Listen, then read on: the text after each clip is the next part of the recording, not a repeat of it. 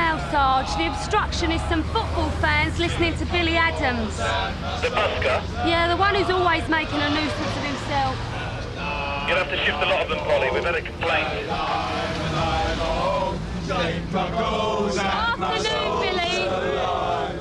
Not again. Haven't you got anything better to do? You know the rules, Billy. You're causing an obstruction. What's the problem? He's just playing for us. He's blocking the pavement, as usual, and so are you. Come on, lads, it's 2:30. On your way, you'll miss your match. We need a tube across the road.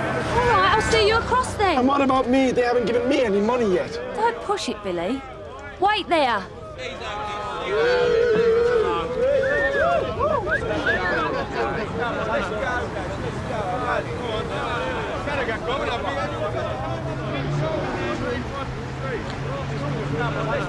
Hurry up. We'll miss a match. Come on, then.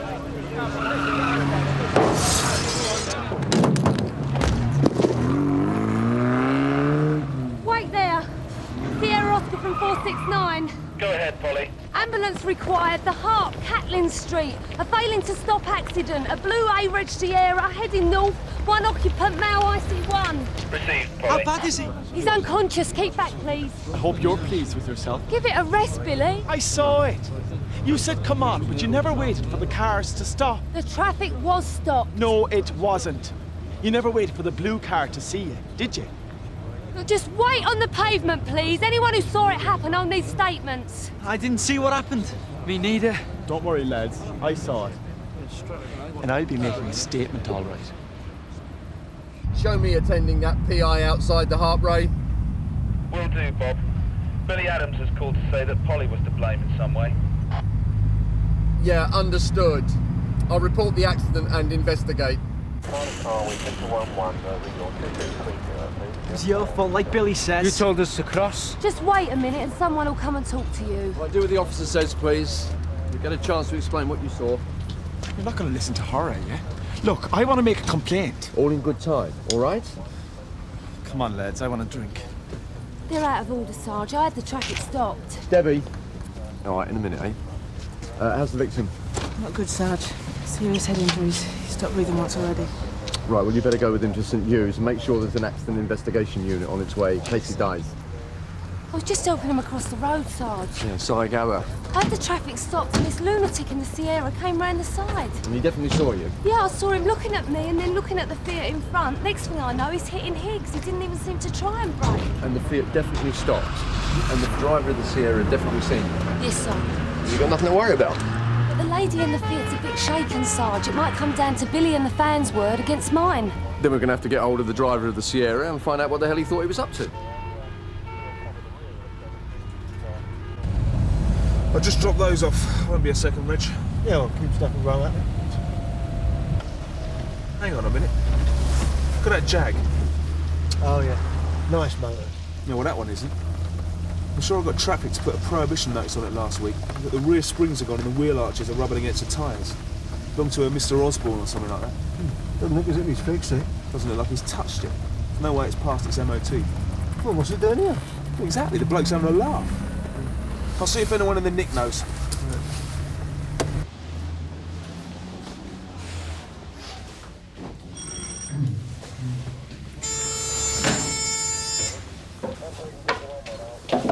Afternoon. I've got some warrants here for the duty inspector. Okay, thanks.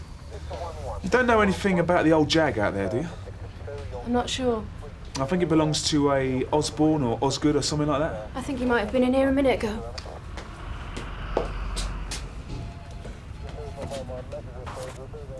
C103AYW. Yeah, that's right. Philip Anthony Osborne. He was in for a PG-10, removal of prohibition notice. You what? Well, he'd had a PG-9 put on his car. Yeah, I know. I got traffic to put it on. But he came in with a new MOT certificate to get it lifted. No, that's impossible. It hasn't been fixed, though. Well, he had a new MOT. I've got the details right here. I don't suppose you looked at the car? No, we don't have to. The MOT's all we need. You must have used the dodgy MOT certificate, mate. Let's hang about, see if it comes back. Yeah, I was going to, Rich. You did see the car, Mrs. Williams? Yes, blue. I remember that. Number plate? I just remember braking when I saw the WPC. I knew I had to stop. Right. But you did stop, Mrs. Williams, when the officer called the lads across the road. I can't remember. Sarge. It's some nerve coming in here. You're going to regret this. All right, that's enough. Thank you. We'll be in touch, Mrs. Williams. Right, you're free to go. We want to see the match, don't we? Well, I missed it by the time we get there. Yeah. And I'm not going anywhere until I've made my complaint. And you better get yourself over to Sunhill Station, hadn't you, Billy? Ask for the duty officer. And I better get over there. See you, lads. Hope your mate's okay. See you, Billy. And I'll be seeing you, no doubt. Down at the job centre, perhaps. Polly. I've just phoned St Hugh's. Dow's in bad shape. He's got a brain hemorrhage and they're not sure if they can save him. I see. What about witnesses? I've got one who saw the last two letters of the index number, EG, and one who's definite the driver was a young man with dark hair. Good. We'll keep looking, because you're going to have to find a witness who saw the whole incident, especially you stopping the traffic. I've tried, Sarge, but they only seem to see as the accident happened, not before. So Mrs. Williams, she looks a bit shaky. So as it stands, you've only got Billy who saw the whole thing. No one else? No, I'm afraid not. Mrs. Osborne, Yes? is your husband in? Yeah, he's just got home. Phil? What's the problem? I stopped you last week, Mr. Osborne, about the state of your car's rear suspension. Oh, that. Yeah. Glad you remember, because I just saw the vehicle outside Stafford Road Police Station and it was in the same condition. Oh, no, it's been fixed. I don't think so. I'd like to see it and the MOT you produced at Stafford Row. Well, I can't show you the car. I've just left it at work for a customer to borrow. And we'll start with the MOT, shall we? Oh, go on, Phil, get rid of them. Well, why should I? I mean, this is typical, isn't it? Streets are heaving with crooks and you're mucking around looking at MOTs. Driving an unroadworthy vehicle is a serious offence, Mr. Osborne. Yeah, and chasing people like me is so much easier than catching villains, isn't it? The MOT, please. All right. It'll be straight up, you know. Phil wouldn't muck about with bent MOTs. It would ruin his business. Oh, what business is that? Second-hand cars. He's got a place called Sunhill Motors in Brecon Street. Here you go.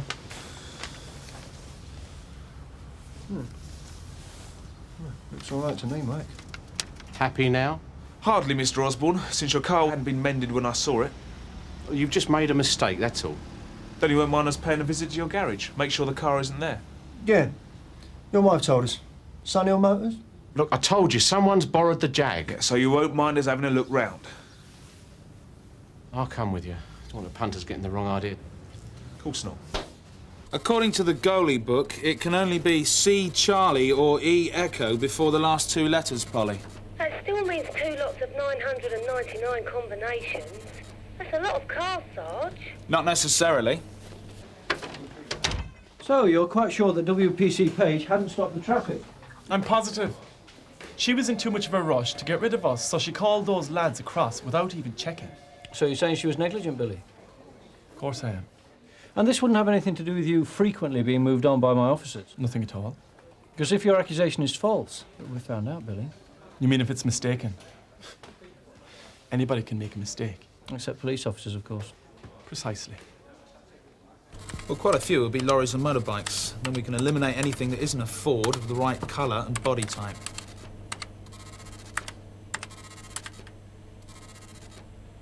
Right, there's 20 possibilities. There's quite a few Sierras. There's only one blue one. Yep, it's registered as Sunhill. The keeper is a Mr. Frank Blake of 52 Baldock House, Maycroft Estate. Brilliant, Sarge. I'll get over there and check it out.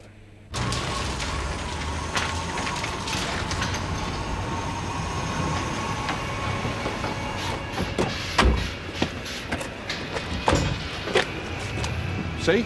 Told you the Jag wasn't here. Don't mind if we take a look around, do you? Well, yes, why? The oldest reason in the book, Mr. Osborne, and she don't seem to want us to. Sierra Oscar from 469.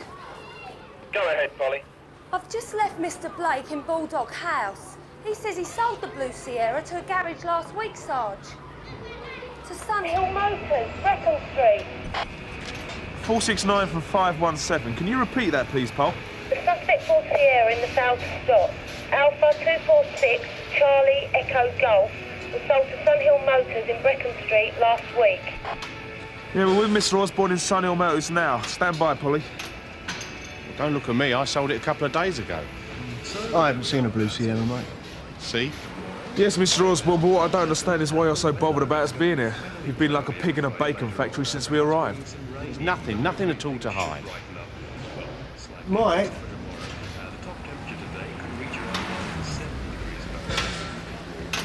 I can explain that. Well, well. Mike reckons he's got the bloke then. He's probably got the Sierra. It's got a damaged bonnet and the windscreen's been replaced too. But what about Osborne? Well, he says that he sold the car, but he's definitely not young with dark hair. Witnesses could have been mistaken, Sarge. No, I'm sorry, Polly. No way this is your driver. And Mike Jarvis reckons he's got the perfect alibi. What's that? He was in the front office of Stafford Row Nick at the time. Look, you know it wasn't me driving the Sierra, so why don't you just leave me alone? Because I want to know who you sold this car to, Mr. Osborne, and what he's doing here. Don't want to grass him up, do I? You don't have any choice. We believe this car's been involved in a serious accident. Yeah, but I didn't know that. So you tell us. Presumably that's why you've already repaired the car. Sarge, can I have a word? Yeah.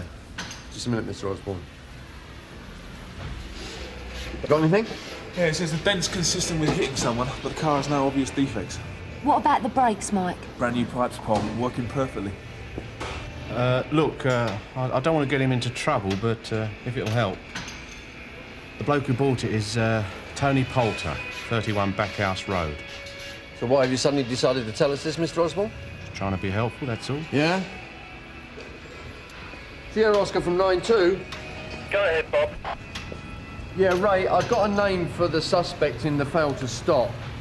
A Tony Poulter. I'm going over to Backhouse Road with Polly to see if we can find him. Polly can't be involved anymore, Bob. Billy Adams has made the complaint official with Mr. Monroe. Yeah, all right, Ray, I've got that. I'll get back to you as soon as I find out anything, yeah?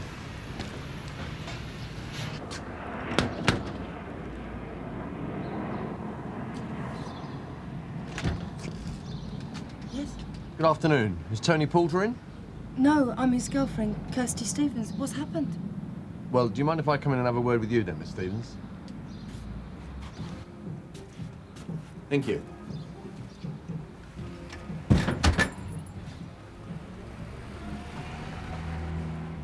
Does Tony own a blue Ford Sierra, registration A246CEG? Yeah, just bought it.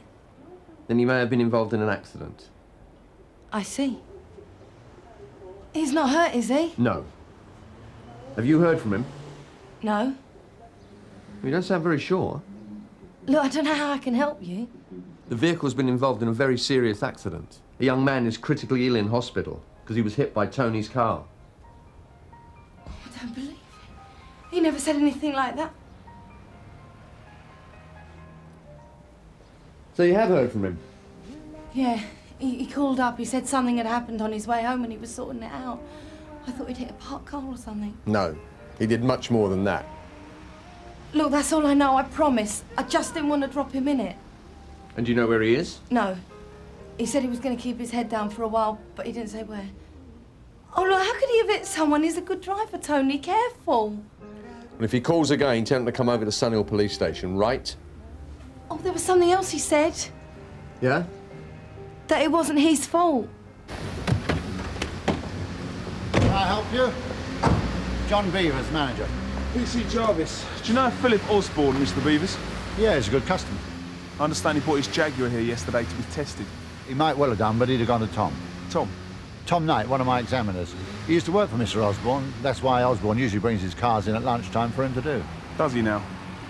Is there a problem of some sort? I'd like to speak to Tom about that.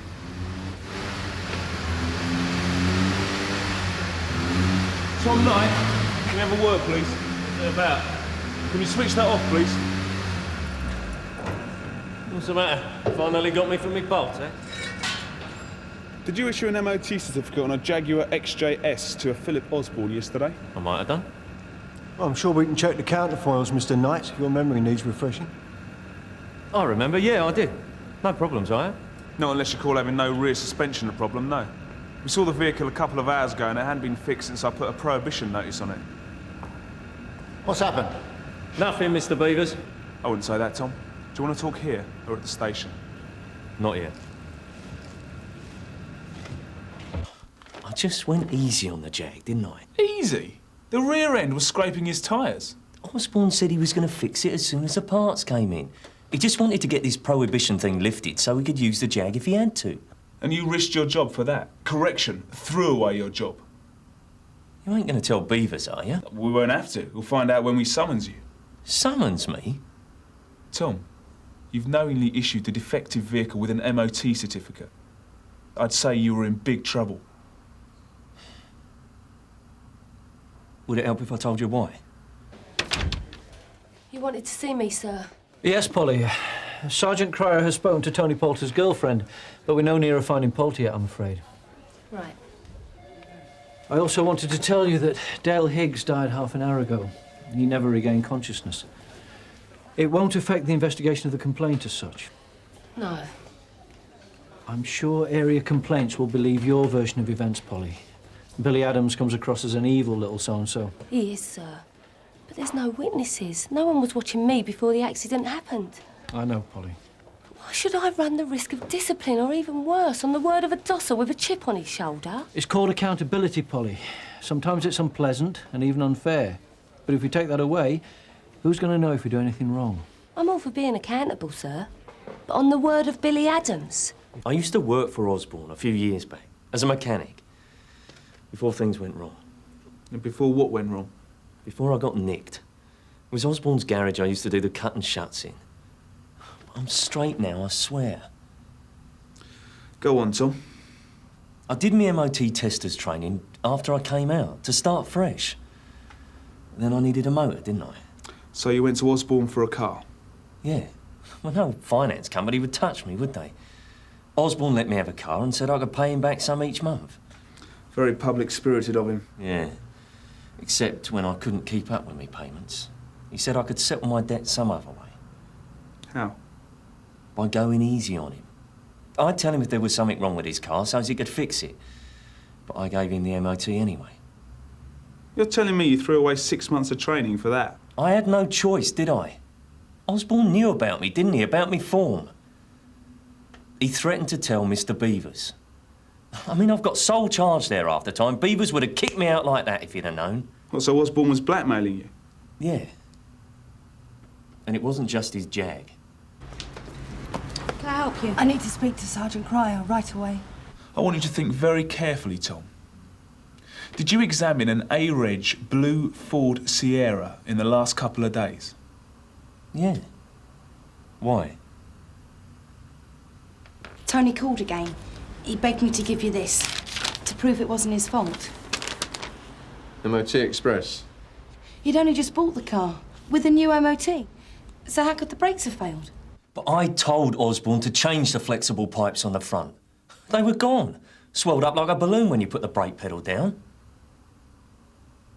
He did change them, didn't he? Yeah, he changed them, Tom. The question is when.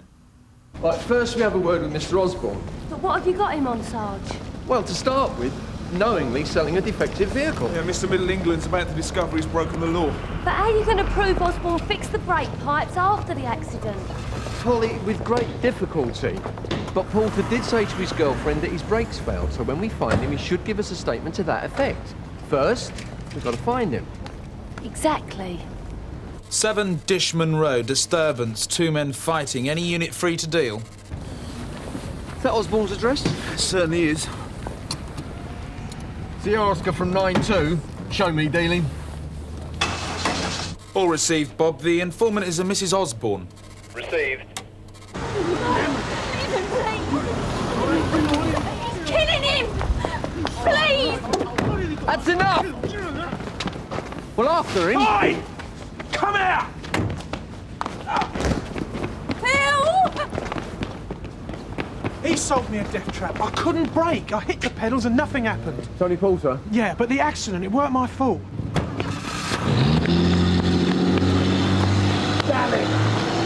Oh, Mike, get back the car, mate. Sierra Oscar for 171. Osborne sold me this Sierra like that, with an MOT. Suspect making off in a green Jaguar registration. I went straight round there after the accident happened. He just told me to keep quiet. Said he'd fix the car up and no one would know. 103 Alpha Yankee Whiskey. Then I heard what happened to that bloke I hit. So I come over here in that wreck of a Jaguar Osborne lent me. Heading west on Cheswick Road. 1 occupant. Sierra Oscar from 469. I'm in Abrams Road, not far away. See if you can climb off before he gets to the main road, Polly. My pleasure, Reg.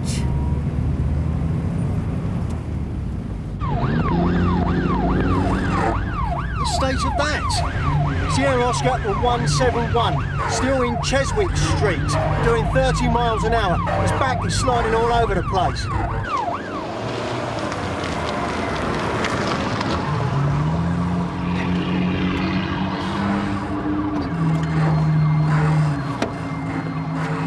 I've blocked him now.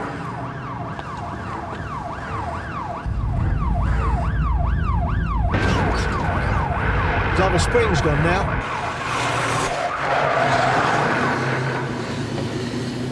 Right then. I didn't mean any trouble. How could I know that Sierra's brakes would go? Just look at the state of your own car, Mr. Osborne. See what happens when you ignore the MOT? What's going on? I thought she wasn't supposed to be involved with this investigation. She isn't. She just happens to be standing here, Billy. Well, I tell you that we have found the driver of the Blue Sierra. Oh? And he says that he saw WPC Page trying to stop him. The Fiat had stopped in front of her, but he just couldn't stop himself. His brakes failed. Pure and simple. Yeah? Yes. All right. Well, I must have been mistaken then. No harm done, eh? None at all, Billy. It's all part of the job. It is? Along with upholding the law. Of course. Like the old law, which makes it a crime to beg or busk on the streets. Usually we turn a blind eye, of course. But in future, I think I'll be making an exception for you. You'll be what? I should think about a new career, Billy. See you down the job centre.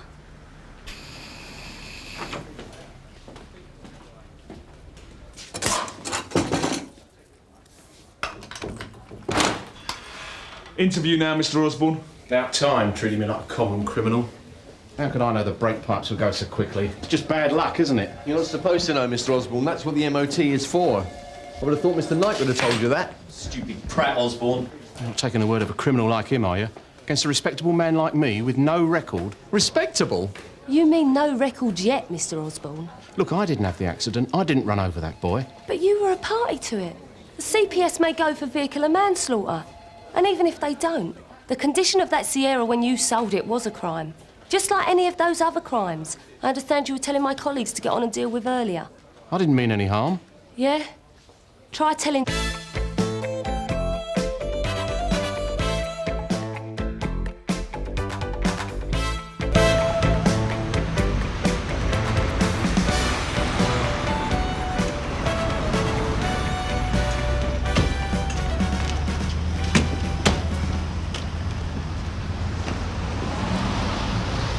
That's it, that one there.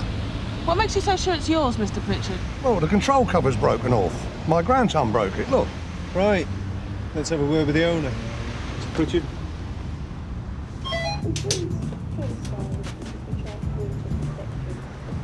Morning. What can I do for you? We have a TV set here, sir. This gentleman thinks it might be his. I know it's mine. Do you have the serial numbers? Oh, no, I haven't, but that's it there, no mistake. Look, you can see where my grandson... Excuse me. I'm sorry, but I can't help you without the serial numbers. That's stolen property. That is from a reported burglary. Go on, tell him. Hang on. I bought that set in good faith, which, legally speaking, means I can hang on to it. Correct? If you don't try and sell it. Yes. Oh, well, I know that. You're adamant it's yours? Oh, that's mine, all right. Well, I paid good money for that set, but I don't have a lot of use for a television I can't sell. 20 quid for expenses, eh? That takes the sting out of it for me, and you've got your telly back. What do you say? He's joking, isn't he? That's up to you. I'm afraid you're going to have to sort this one out between you. I'm going to be out of pocket more than you are.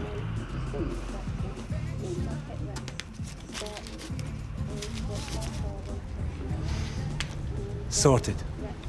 Not quite. We want to know who you bought it off. That should be on the receipt copy. Should be here someplace.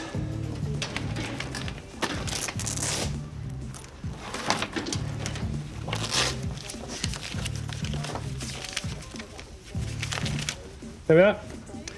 Sharon Gregory, 68, Baldock House, Copthorne Estate. I think you'll find that's a fake address, sir. There isn't a Baldock House on the Copthorne. Typical. You can't trust anybody, can you?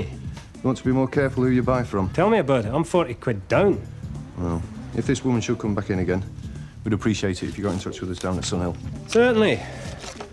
Always happy to help out the boys in blue if I can. Speaking of which, anytime you need a new hi-fi or a television set, you know where to come. I do a very good local authority discount. Very good indeed. I know how much you policemen like a bargain. No more than the next man, sir. But you deserve it more than them. If she does come back in again. I'll call.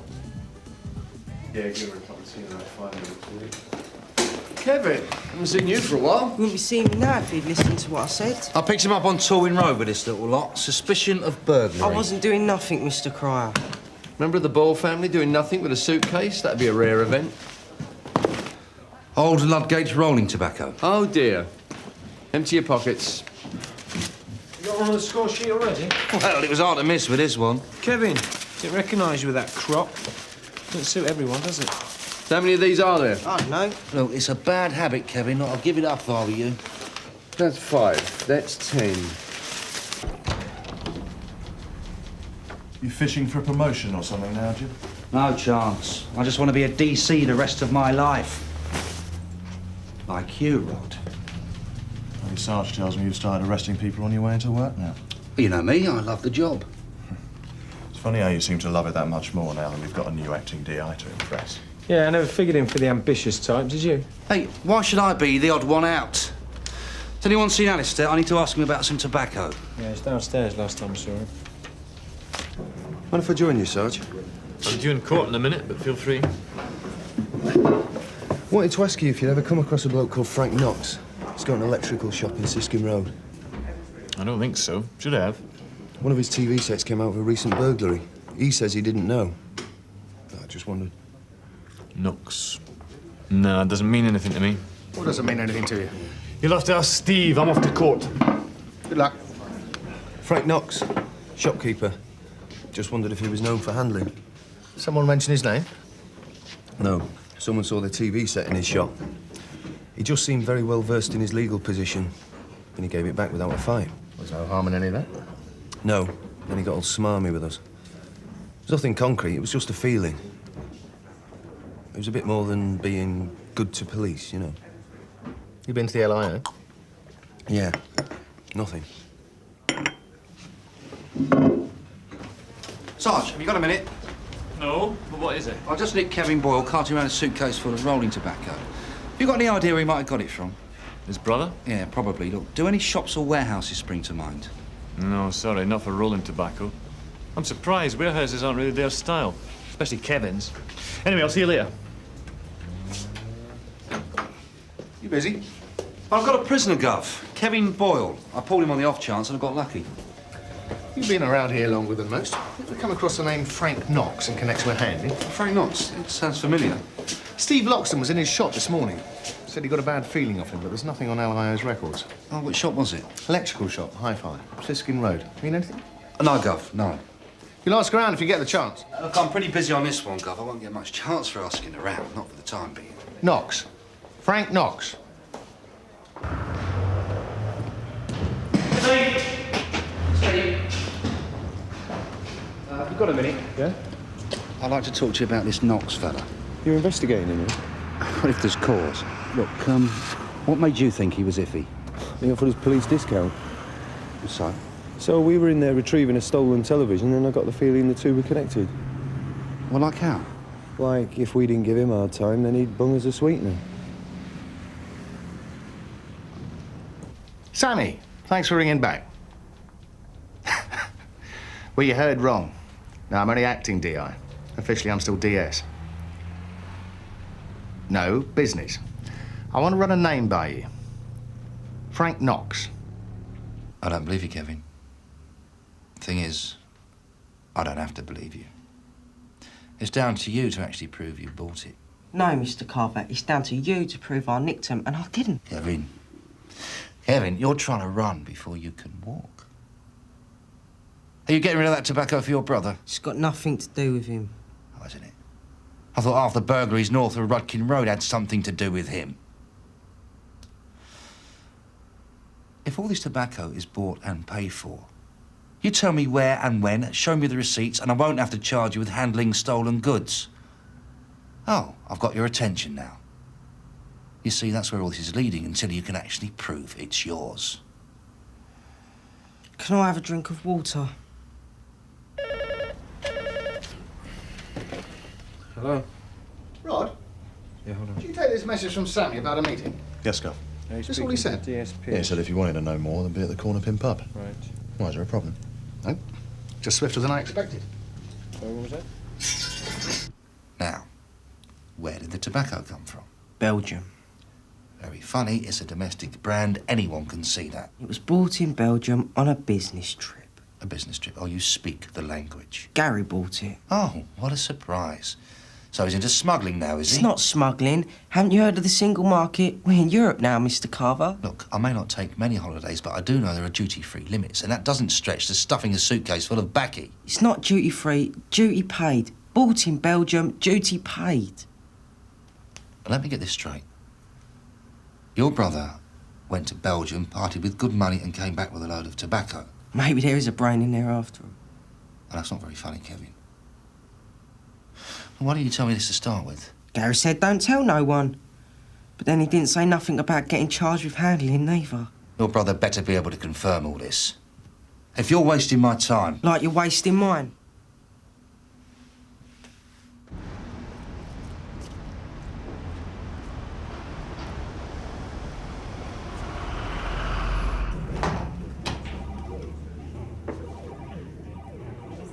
Orange juice, please.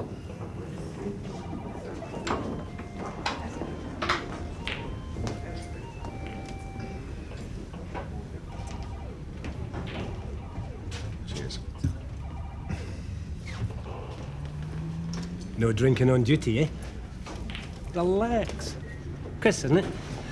Sammy said you wanted to know more about me, so we're better to hear it from than the horse's mouth. Frank Knox. Sammy a friend of yours, is he?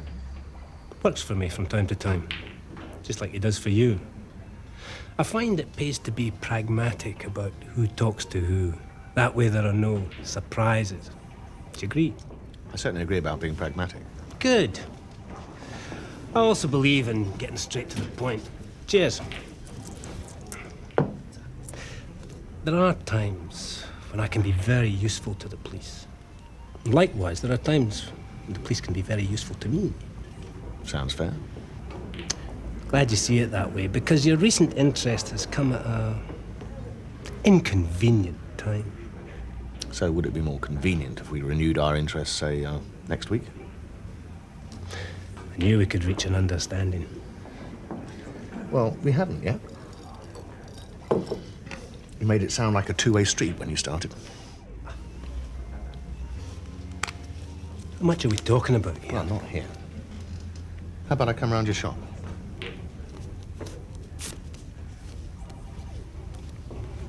We are on the same wavelength here. I mean, if you're not sure, just ask your Mr. Carver. I find if the business end works out, everyone ends up friendly. I couldn't agree more.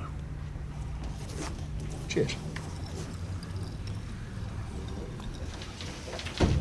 I just had a word with Knox, you know. Bold as brass, he said he'd like to be of assistance if he could. And can he? Haven't made my mind up yet. Depends on whether he flogs the occasional stolen telly or if he's into something bigger. I don't know, look, have the others come up with anything? I'm asking you. But then you said you didn't know him, didn't you?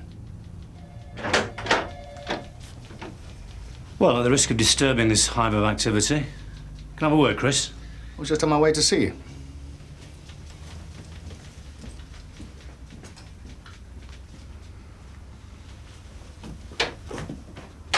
Don't know why they don't move into the same office. Save a lot of money on shoe leather. Yeah, well, he wouldn't be able to keep an eye on us then, would he? I'll be back after lunch if anybody needs me. I'm just going out to chase up this handling. tobacco thing.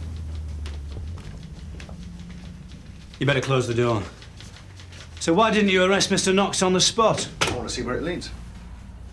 And how much does he think a policeman's worth? We didn't discuss sums. I thought I'd check with you first. We put him under ropes. I take the money, then he thinks he's got a free hand, and we see what he's up to. So who are you taking with you, Danny and Jim? No, Danny and Rod. Textbook operation. Mud sticks. And these characters tend to fling it about when they're nicked. We're not vulnerable like that, are we? Well, I certainly hope not. Shouldn't be anything to worry about then. As soon as he's given me the bribe, I'm going back to the station. If he comes out, tail him.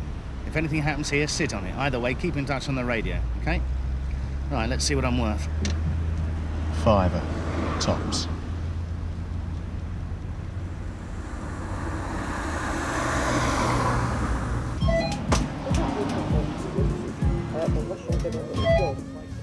Is Frank about? Sorry. When will he be back? He was sort of half expecting me. Not till Friday. He's gone away for a few days. Can I help?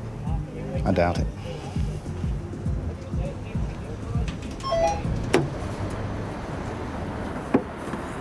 Right, back to the station. This one's blown out. He's done a disappearing act. Lucky for him. Bad luck I can deal with. That's all there is to it. What's happening with Boyle? Well, I'm still working on it, Sarge. Well, have you to letting him go or charging him? I'm going to make a couple of calls and I'll come down and I'll let you know. All right. Jim, Deacon's looking for you. Wants to know where you've been. Well, then I best go and tell him then, hadn't I? Yeah, well, he's not in a very good mood. We were on Ops earlier and the guy sussed it. Scarford, you know the one he was talking to you about? Frank Knox? Well, that's his problem, isn't it? Look, it is not my case. Just letting you know. Jim, couple word.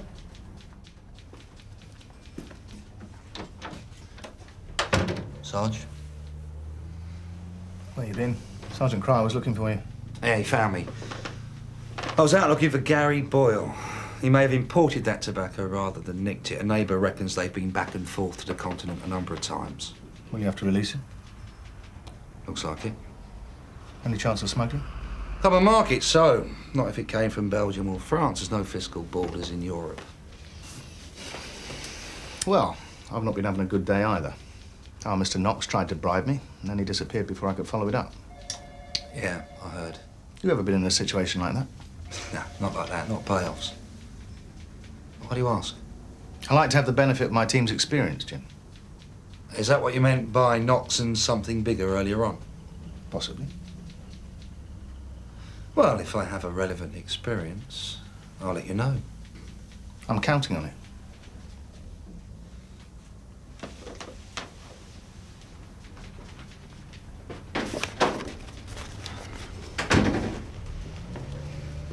All right, where's the tobacco? All right, keep your hair on. I was only looking at it. See where it says made in the UK? That means it's for export only. Yeah, so everybody keeps telling me. Well, if it's not nicked, then it's a duty matter, isn't it? No, it isn't, because they claim they paid the duty on the continent. So? You caught him lugging around a case with how many packets? 600 and something. Too much to smoke, so he's got to sell it. When he wants to do that, he's supposed to pay a duty on it over here. Something called minimum limits or something. It's not smuggling, it's a tax thing.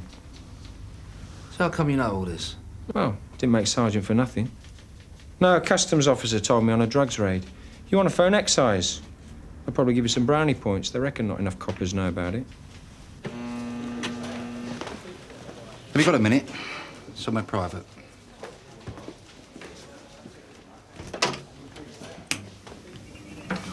Somebody said something about me. Like who? Has Frank Knox said anything about me? I thought you didn't know him. Well, I don't. No.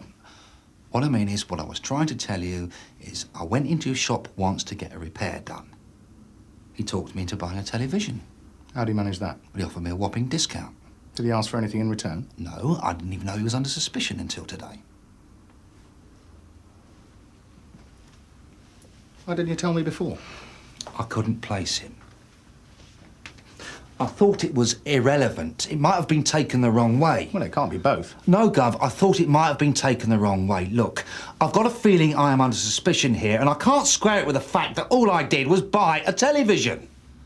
And you haven't seen him since? No. Or spoken to him again? Never. And if he said any different, he's lying. I just thought he was good to police. Look, this is all getting out of proportion. You, of all people, must know what I mean. Careful. No, Gov, what I meant was... I know what you meant. And you're digging a big hole for yourself if you try and justify what you're doing by what you think you know about me. End of conversation.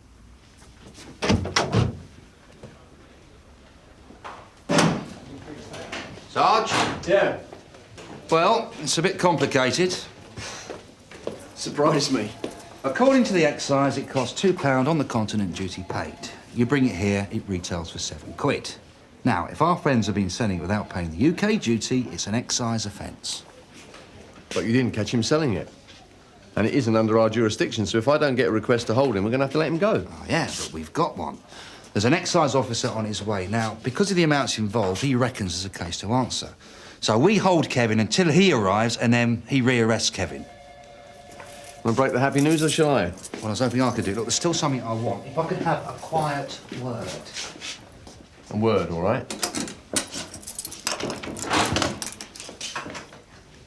Wanna go yet? Look, I'm sorry, Kevin. I've had a bit of trouble finding your big brother, so I've got no reason to believe you. It all came from Belgium. Even the packets are different. You can check that. Yeah, I know. But it was made in the UK, so it could have been stolen here. Yeah, sure. Look, if you're telling the truth, then it's not a police matter and we'll have to release you. But I need to speak to Gary. Look, I've tried at the house and he's not there. Is he abroad again? If he's abroad, I'm telling the truth, aren't I? Well? He's supposed to be back. Look, you can try around with Dad's. They went together. And the wonderful family you must have.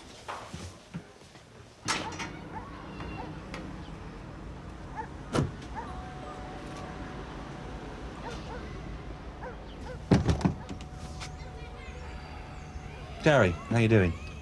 Hi, Mr. Carver. What do you want? Are you going to ask me in?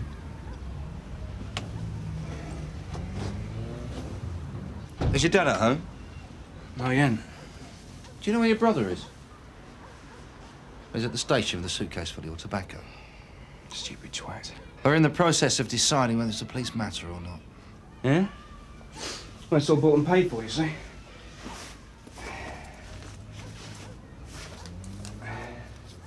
Nothing there to worry you. Receipts.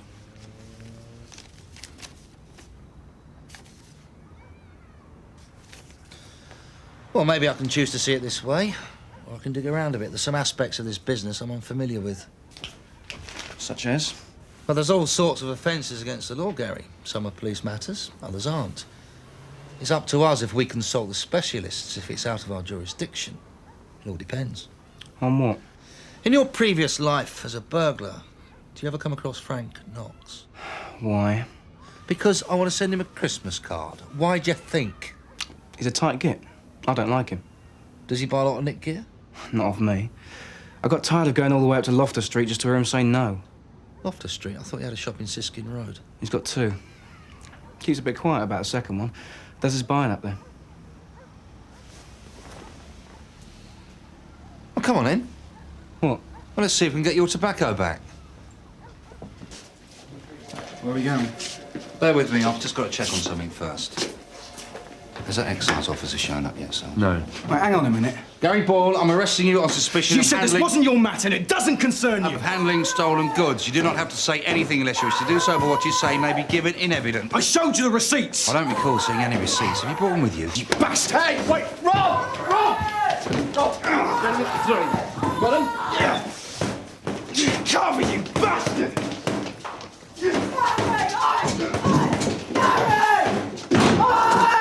Shut up! What's he done? Same as you, mate. Look, didn't he ever tell you never to trust a policeman? He gave you the address of Knox's second shop. Yes, Gov.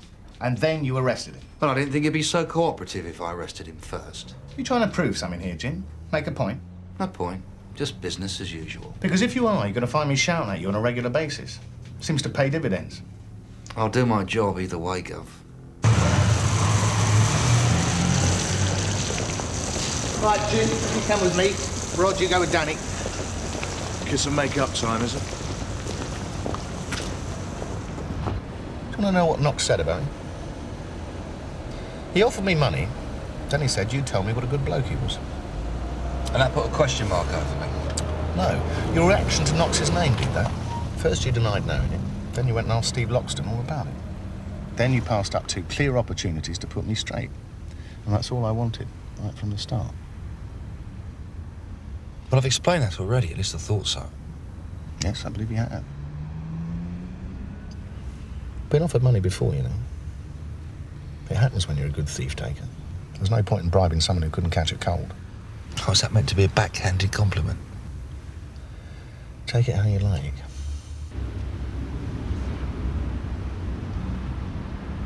Stop fiddling.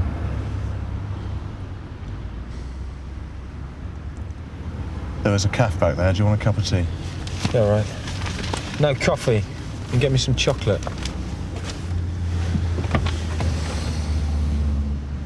Rog? Yeah. Yeah, I see it. Yeah, Chris from Danny receiving. Go ahead, Danny. Yeah, we've got a dark green Luton van driven by an IC1 male. The suspect sending him your way.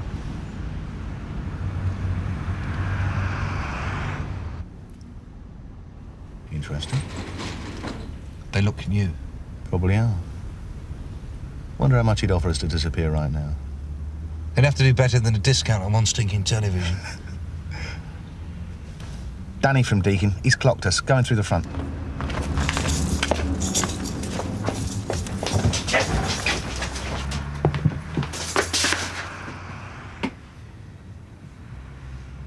You want to nick him?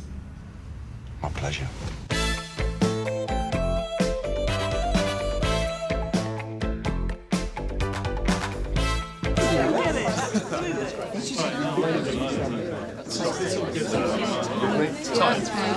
Your attention, please. Your attention, please.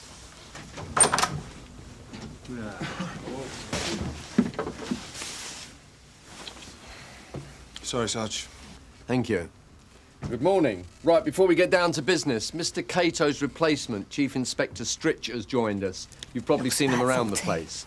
I know he intends to introduce himself to you during the course of your shift, but I think he'd like to come in and say a few words to you before you start work. Morning. Morning, sir. Morning, sir. Thanks, Bob. Sir. I'll be around and about today and tomorrow getting a snapshot of Sunhill and meeting each one of you in person. Right now, I want to introduce myself and say 3 things, 2 of which you'll already know. First off, I'm a graduate entrant, and I've been through Bramshill. Second, I've only got 10 years in. Point number 3, I might be on the fast track, but I'm not a fly-by-night. I want this job. I asked for it. I look forward to meeting you all later. Sergeant? Sir. Bit of a smooth operator, isn't he? Got Commissioner's Charter written all over him.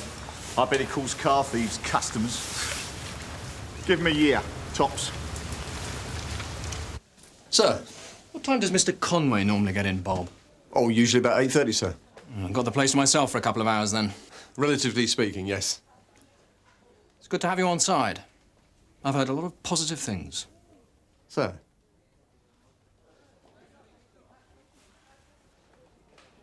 So what do they teach him at Bramshill then? How to pull a fast one on the likes of you and me. So he won't have spent much time on the street then, Stritch. Won't have spent much time anywhere. See, I reckon I've learnt more on the street out here with you lot than he will in all his time at college and the yard.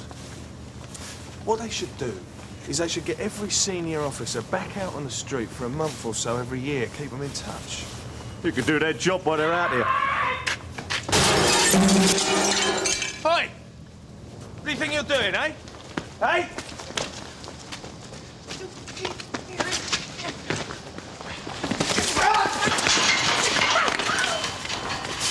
Get after him, you dozy! You're off to 5x5. Go ahead, Tony. Suspect on foot. Male. I see one. Blonde, wearing a green bomber jacket. Oi!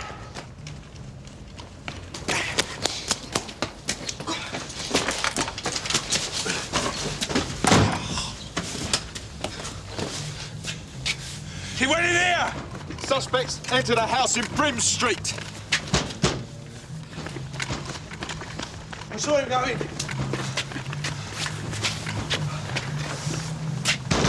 Come on, open up. Open the door, it's the police.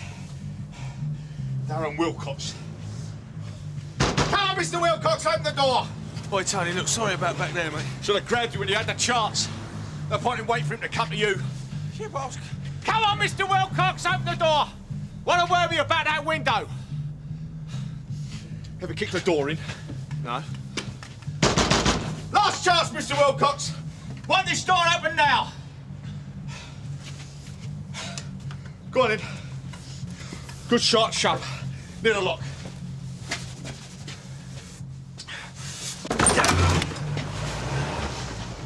Yeah, something like that. A for effort, anyway. Thank you. The desk will be fine.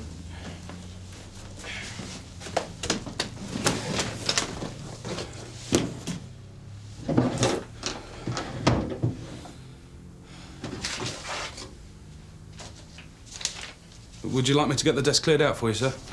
Leave it with me. Sir.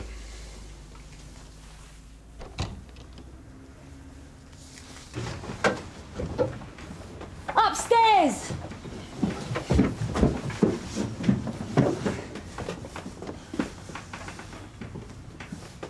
Would have saved us all a lot of bother there by opening up the front door, Mr. Wilcox. Sorry about that. You put a cat down, please. It is Mr. Wilcox, is it? Darren Wilcox? Yeah, that's right, yeah. I'm arresting you for criminal damage. You don't have to say anything unless you wish to do so. What you say must give you evidence. You understand?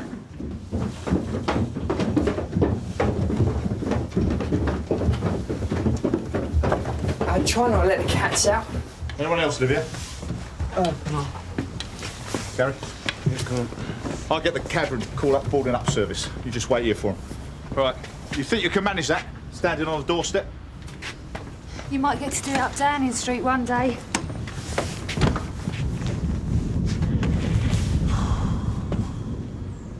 I thought I'd come in early. Welcome our new Chief Inspector to his first operational day. That won't be possible. Well, why not? Thanks. Mr. Stritch was in before 6 o'clock, said he wanted to have a few words at parade, and set up his computer and so on. A few words. He said, although he was on the fast track, he's not a fly-by-night, and he really wanted this job. Very good. I'll catch him in his office, sir.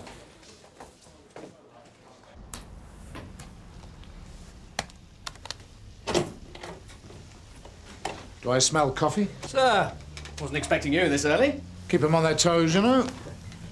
Can I offer you something? Yes, yes, yes.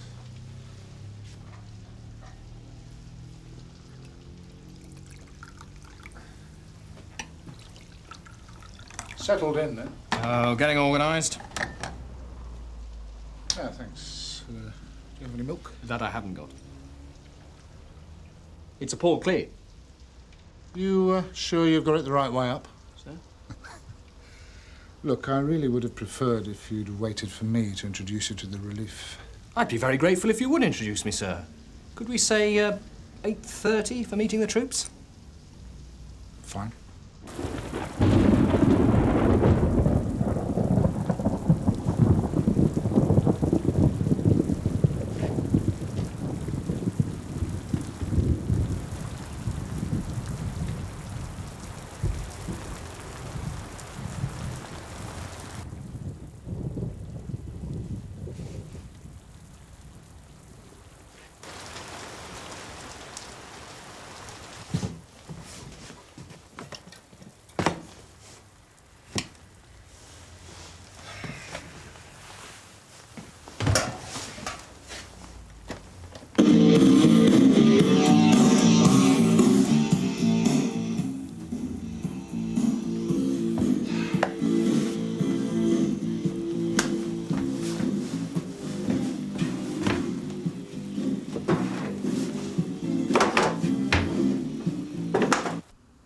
Kept on about me being late. Now we missed the night out. Went on and on. Your girlfriend? Got to about midnight. And I said I didn't want to argue. I said I was going out to have a drink. At midnight? Yeah, well, I know a place. But she says, don't bother coming back. And you were there until 6 o'clock this morning? Roundabout, yeah. I wasn't watching the clock. I couldn't see the clock. So why'd you break the window, Mr. Wilcox? Just, you know, just booze. Just stupid. I did it.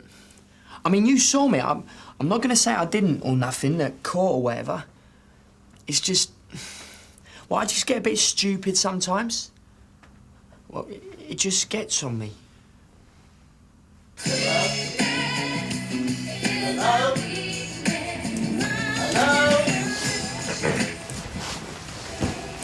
Morning up. Hey?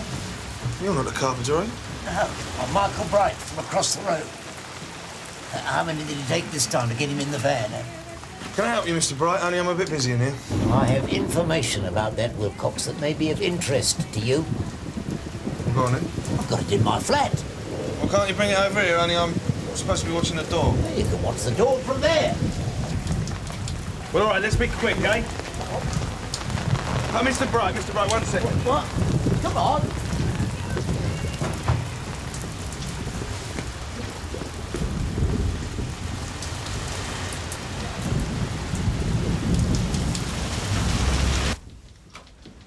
Thank you, Donna. Oh, Jack. You've met Paul Stritch, haven't you? Yes, sir. Welcome aboard. Good to be here. Sign of getting old, isn't it, when the Chief Inspector's starting to look younger? I don't suppose he was referring to me. Sir. For the record, how old... 35, sir. Come on, come on. Mr. Bright! Is it? Here we are. Hey, look at this.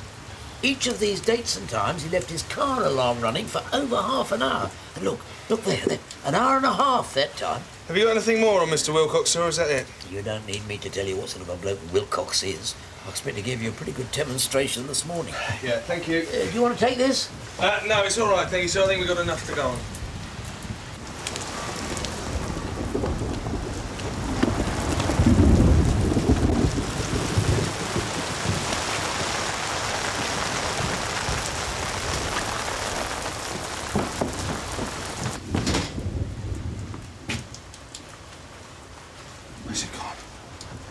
Where's it gone, eh?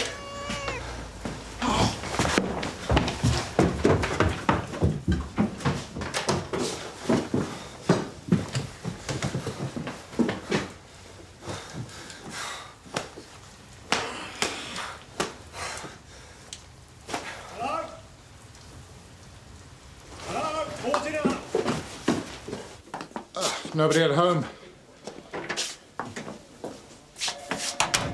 So, how do you think your policy-making experience at the Yard relates to your work as Chief Inspector Ops here at Scannell? Do I take it you don't think it does, sir? It's just that some people might say that those tucked away in the theoretical atmosphere of Scotland Yard, well, they might not know what to do. When they come across the great unwashed braining each other with pub furniture. If you like. Those with that view would say it was simply a matter of experience. I suppose I'll have to be judged on my actions, sir. Ah, Narika. Meet Chief Inspector Stritch, WPC Data. Hello, sir. Excuse us loitering outside the ladies' lockers. Excuse me, sir. Well, all street experience is positive, of course. 2 officers serving here. One busted down from Detective Superintendent to DCI, another from DI to DS. Some people would say their experience hasn't served them particularly well. Sir? Let's have a look upstairs, shall we?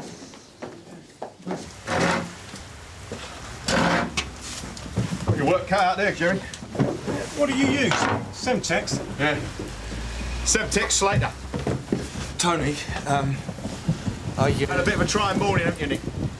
Late for parade, fluffed an arrest, then pushed his partner in a puddle.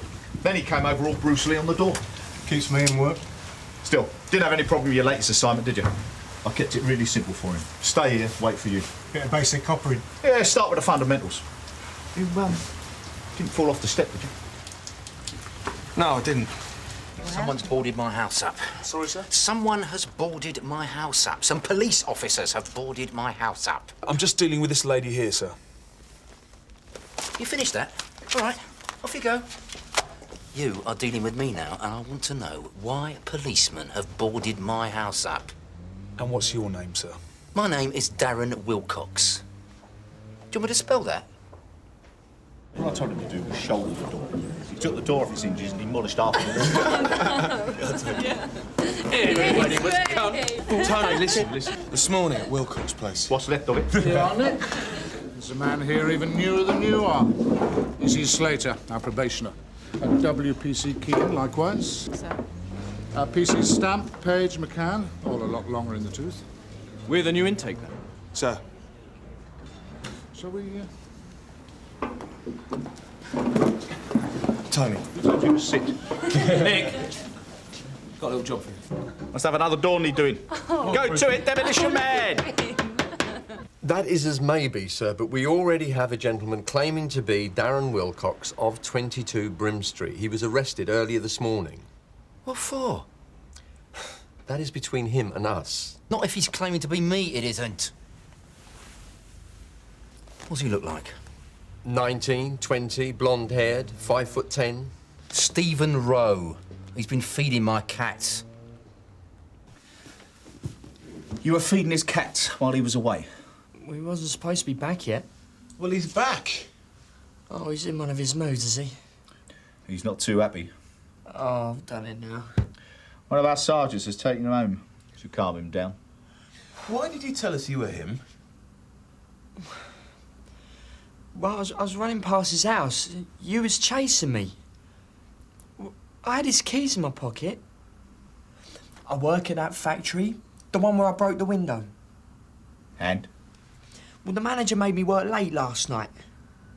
That's what caused the row with Laura. So you broke his window? Look, why did you say you were Wilcox?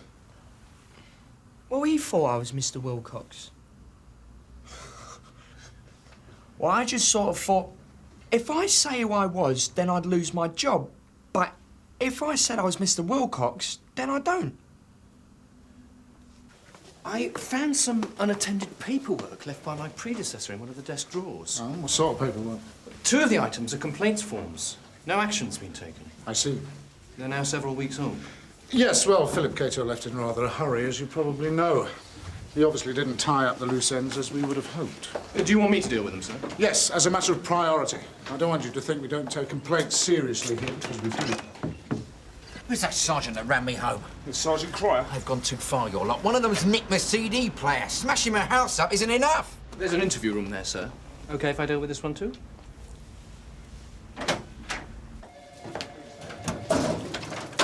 What the hell's been going on with this Wilcox? We've been dealing with an imposter, a Stephen Rowe, but I think we've got it sorted now. He's with Tony and Gary. Wilcox isn't, though, is he? He's out the front making wild allegations about Sunhill officers to Chief Inspector Stritch. Yeah, he complained that we used a little too much force to break his door down. I told him he'll be compensated. He's claiming that Sunhill officers stole his CD. You what? That's me out of a job. Should have thought of that. Tony?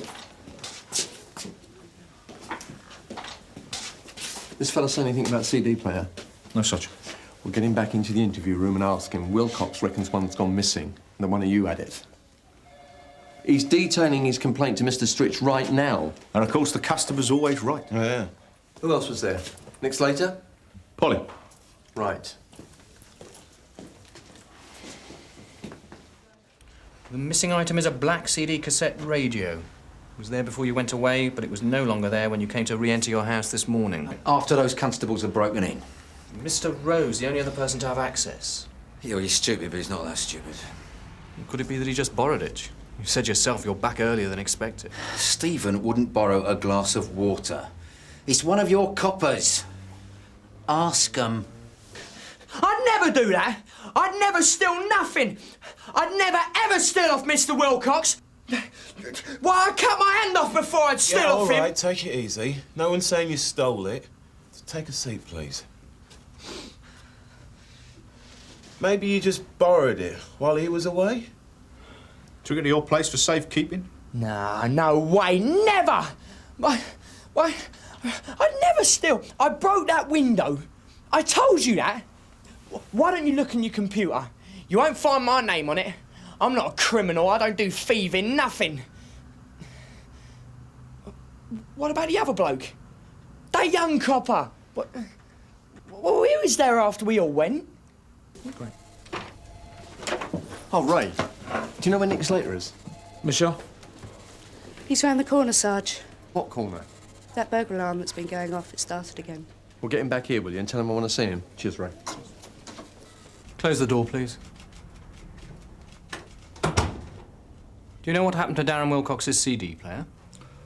No, sir. Sit down.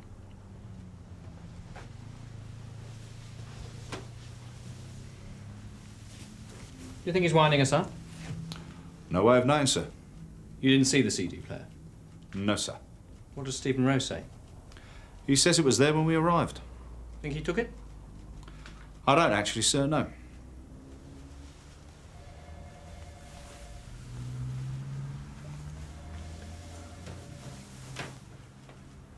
Suit us if he had, wouldn't it? I suppose so, sir. You left Slater there to mind the place? Yes, sir. Thanks for your help. Sir?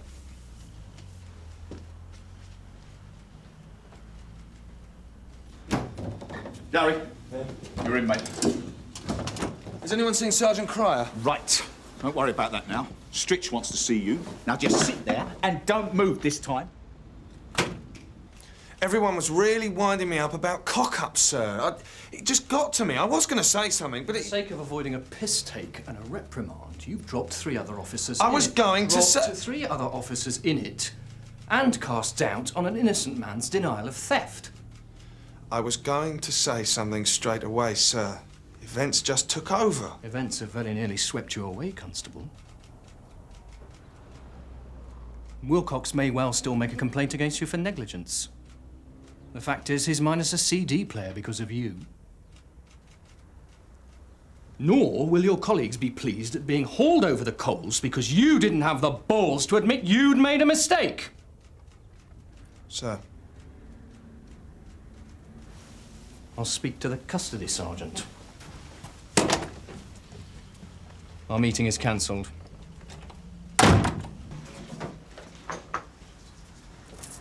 Are you leaving us, son? Yeah? It's sorted, Sarge. Is it? Goodbye, Mr. Rowe. Bye now. And is Nick Slater back yet? Yes, Sarge. He's having a word with Mr. Stritch. Bob, got it all sorted then? Well, I wouldn't have minded being kept a little bit more in the picture. By Slater, you mean? And others. The first I knew of how it turned out was when Stephen Rowe walked past me at the front desk.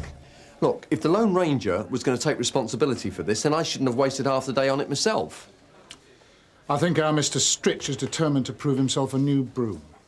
Yeah. Suppose it makes us look a little more kindly on the old one, doesn't it? Zeal is always commendable in a police officer, perhaps particularly in a Chief Inspector Ops. But it's worth bearing in mind the need to stop and consider occasionally. It's very easy to put people's noses out of joint in a close environment like this. Very good, sir. I can see that. Do you think Wilcox will persist with his complaint against Slater? Not much return on it, sir. Not for negligence. He was enjoying giving us a hard time. Basically, he's a jumped-up toe rag with an axe to grind, if you'll excuse a mixed metaphor. Gladly. Sarge? Nice of you to make an appearance. I'm sorry about the mix-up, Sarge. And did you speak to the others? Learn any lessons? Yes, Sarge. I should have said something. I shouldn't have waited. And what about the CD player? Oh, well, it must have been taken when I was out of the house. I've told Sergeant Gregg. Put it down to experience, eh? Sarge. Nick! The next time you are asked to stand and wait on a doorstep, stand and wait on a doorstep.